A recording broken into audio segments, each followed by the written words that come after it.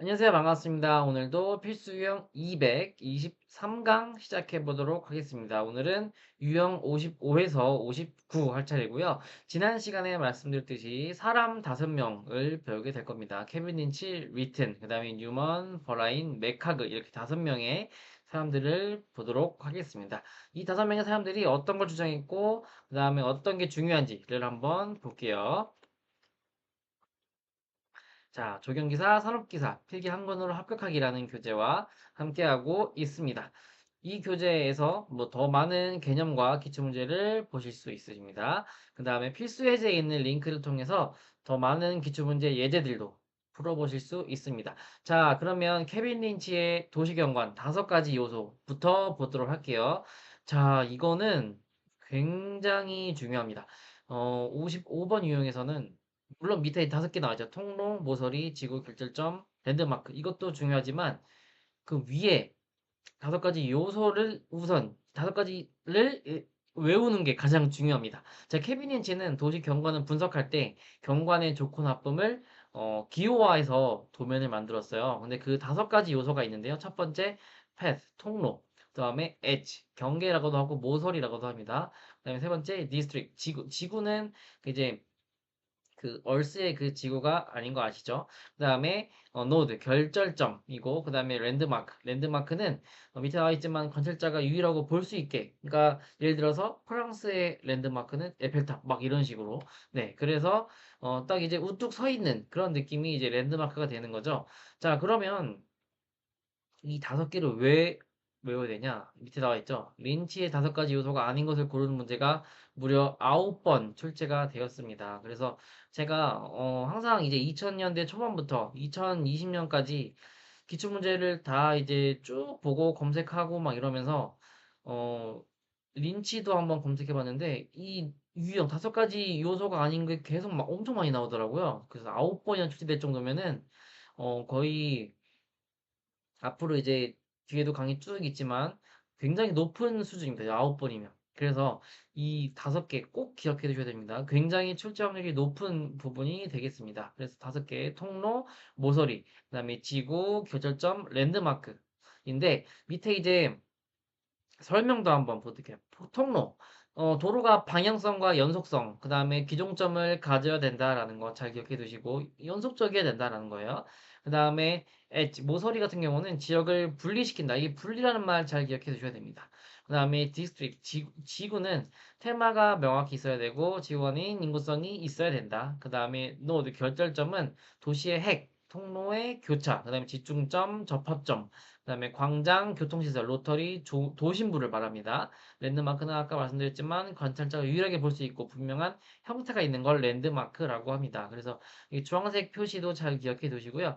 가장 중요한 건 역시나 5가지 요소 자체를 꼭 기억해 두셔야 됩니다. 다음 페이지 넘어가기 전에 잠시 영상을 멈추시고 5가지는 꼭 외우고 가세요. 그래서 통로, 모서리, 지구, 결정점, 그다음에 랜드마크 이렇게 5가지는 무조건 외우셔야 됩니다. 자, 그럼 다 외우셨죠? 그러면 다음 페이지로 넘어가 볼게요. 네, 다음 페이지가 바로 이제 기출문제가 되겠는데요. 5가지를 외우시라고 제가 말씀드린 이유는 바로 다음 문제, 그 문제가 나오기 때문입니다. 자, 그러면 문제 바로 풀어보도록 할게요. 린치가 제시한 도시 이미지 형성에 기여하는 물리적 요소에 해당하지 않는 것은? 자, 이 중에 하나는 처음 보는 게 있으시죠? 정답은 몇 번일까요? 그렇죠. 장소성은 여기에 해당되지 않고요. 통로, 모서리, 지구, 결점점, 랜드마크. 다시요. 통로, 모서리, 지구, 결점점, 랜드마크. 이렇게 5가지 꼭 잘 기억해 두세요. 자, 그러면 리튼의 산림경관 7가지 유형이 있는데요. 전경관, 지형경관, 위호경관, 그다음 초점경관, 관계경관, 세부경관, 일시경관 이것도 마찬가지로 이 7가지 유형 중 아닌 것은 고르시오라고 문제가 나온 적이 있어요. 그래서 7가지를 잘 기억해 두시고 그 다음에 그 7가지의 특징도 꼭 읽어보셔야 됩니다. 여기는 이제 어떤 게 더 많이 나오고 이런 거는 다 비슷비슷하게 나왔고요.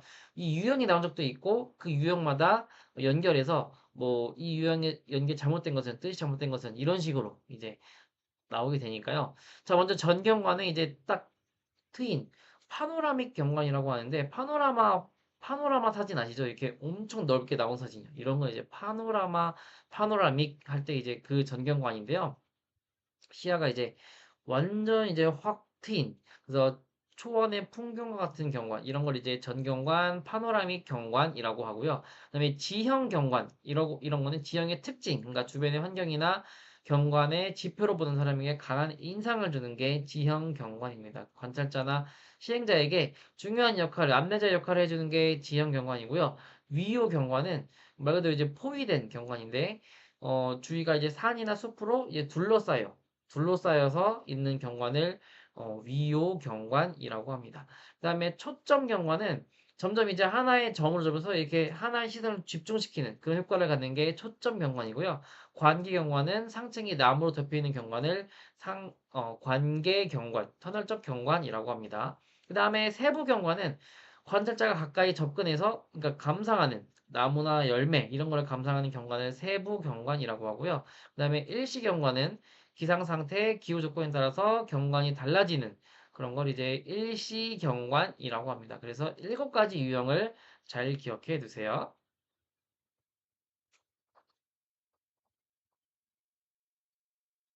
네, 자, 그러면 관련된 문제 한번 보도록 하겠습니다. 네, 리튼이 분류한 산림경관의 7가지 유형이 아닌 것은, 자, 유형이 아닌 것 고르는 문제가 나온 적도 있다고 했었죠. 바로 그 문제 중에 하나가 이겁니다. 자, 그러면 보도록 하겠습니다. 하나가 유독 아닌 것 같죠? 정답이 몇 번일까요? 정답을 제가 안 넣었네요. 정답은 3번 농촌경관이죠. 농촌경관은 여기 7가지 유형이 아닙니다. 정답이 그래서 3번이 되겠습니다. 자, 그러면 뉴먼의 영역성. 자, 뉴먼이라고 하는 사람 보도록 하겠습니다. 자, 뉴먼은 주거 단지 계획에서 환경 심리학적 연구를 응용하여 범죄 발생률을 줄이고자 했는데요. 여기서 이제 중요한 건 영역성이라는 개념을 적용했다. 이걸 잘 기억해 두세요. 그 앞에 뉴먼 이 사람이 결국 뉴먼과 영역성 이거를 잘 기억해 두셔야 됩니다. 그리고 이 영역성인데 이 영역성을 이때 사용했다. 범죄 발생률을 줄이고자 사용했다. 여기서 그래서 환경 심리학적 연구를 응용해서 범죄 발생률을 줄이고자 한 이 개념이 영역성인데요. 무려 5번이나 출제가 되었습니다. 정답이 영역성이었어요. 네, 이 사례를 얘기해주고 이거와 관련된 개념은 무엇인가요? 라고 묻는 게 답이 영역성인 게 5번이 나왔어요. 그래서 잘 기억해 두시고요. 참고로 이건 참고만 하셔도 됩니다. 영역성이라고 하는 것은 사람들이 특정 공간을 자신의 영역으로 인식하게 만드는 그런 걸 이제 영역성이라고 하는데요. 사람들이 자신이 소유한 공간에 대해서 보호하고 관리하고 책임감을 갖도록 유도하는 게 바로 영역성이 되겠습니다. 자, 그 다음에 뉴먼은 주거 단지 설계에 있어서 범죄 예방을 위한 설계 방법론을 제시했다라는 것도 잘 기억해 두세요. 여기서 가장 중요한 건 바로 영역성이 되겠습니다. 제가 너무 이제 강조를 하다 보니까 이 문제 같은 경우는 금방 답이 나오겠죠. 자, 그런데 지금은 이제 저희가 이 주제 자체도 뉴먼의 영역성이고 그리고 제가 계속 이제 앞서 영역성이라고 중요하다고 했었는데 나중에 시험 문제에서 나오게 되더라도 꼭 잘 기억해 두세요. 너무 쉽죠? 정답은 영역성이 되겠습니다. 자, 그 다음에 버라인의 미적 반응 순서가 되겠습니다. 자, 버라인이 미적 반응의 순서, 이 자극, 그 다음에 자극 탐구, 그 다음에 자극 선택, 그 다음에 자극 해석, 자극 반응 이렇게 있는데요. 이렇게 총 제가 지금 이 페이지가 진짜입니다. 어쩐지 제가 왜냐면 어, 미적 반응을 순서 처음에 제가 4번이나 적었었거든요. 그 4번이나 적었었는데 어, 제가 다시 한번 쭉 돌리다 보니까 4번보다 많은 것 같은 거예요. 그래서 자세히 다시 한번 세보니까 12번이더라고요. 4번이 아니라 12번. 제가 지금까지 이 1번부터 58번 이용 중에선 가장 많이 반복돼서 나온 게 이 버라인의 미적 반응 순서였습니다. 제가 처음에 그 4번으로 판단했던 이유가 이 미적 반응의 순서는 막 이런 식으로 나온 적도 있고요. 이 버라인이라는 게 이 한글로 안 나오고 영어로 이 버라인 BRLYNE 이 버라인이 설명한 미적 반응의 순서로 이렇게 나온 적이 있어요. 그래서 제가 이 버라인이라는 그 한글만 보고 계속 이제 문제를 계속 찾다 보니까 그땐 4번이었는데 이 한글 버라인이 아니라 영어로 버라인이라고 나온 적도 있고요. 그리고 문제 자체가 미적 반응의 순서로 옳은 것은 이렇게 나온 적이 있어요. 그렇기 때문에 제가 처음에 4번인 줄 알았는데 다시 찾다 보니까 12번이더라고요. 12번. 그래서 처음에 그냥 넣었다가 다시 별표 2개를 제가 추가를 했습니다. 그래서 버라인이 설명한 미적 반응의 순서. 자, 12번이 출제된 이 순서. 자극, 자극 탐구, 자극 선택, 자극 해석, 그 다음에 반응. 이 5가지 순서를 잘 기억해 두시고요. 각각에 대해서 설명을 한번 드리자면 자극 탐구 같은 경우는 말 그대로 탐구하는 거예요. 호기심. 그래서 호기심이나 지루함 등에 대한 동기에 대한 자극 찾는 것으로 탐구의 동기에 의해서 호기심에 의해서 생겨나는 게 자극 탐구가 되겠습니다. 자극 선택은 자극에 대해서 동시에 집중할 수 없어서 선택적인 하나만 골라서 집중을 하게 되는 건데요. 이 자극의 특성이 주의 집중을 좌우하도록 하는 그런 게 자극 선택이고요. 자극 해석은 자극 요소의 상호 관련성을 지각하여 인식하고 자극의 패턴을 받아들이는 이걸 자극 해석이라고 하고요. 자극에 대한 반응은 최종 단계인 육체적 혹은 심리적 형태로 나타나는 반응이 자극에 대한 반응이 되겠습니다. 자, 그래서 제가 오랜만에 이것도 한번 꺼내 보겠는데요. 네, 자, 여기 보이죠? 이렇게 잘 기억되세요. 자극, 자극 탐구, 자극 선택, 자극 해석, 반응. 이거 꼭 잘 기억해 두세요. 자, 이거 같은 경우가 앞서 말씀드린 것처럼 12번이 출제가 되었기 때문에 네, 굉장히 중요한 순서가 되겠습니다. 자, 외웠으면 바로 문제로 넘어가도록 하겠습니다. 자, 버라이 주장한 미적 반응 과정을 올바르게 연결시킨 것은 자, 중요하다고 12번 나왔던 이 문제 잠시 멈추시고 한번 풀어보세요. 네, 정답 몇 번일까요? 정답은 2번이 되겠죠. 자극, 탐구, 선택, 해석, 반응 이렇게. 그래서 정확히는 자극, 탐구, 선택, 해석, 반응. 네. 그래서 정답이 2번이 되는 겁니다. 이 과정 꼭 잘 기억해 두세요.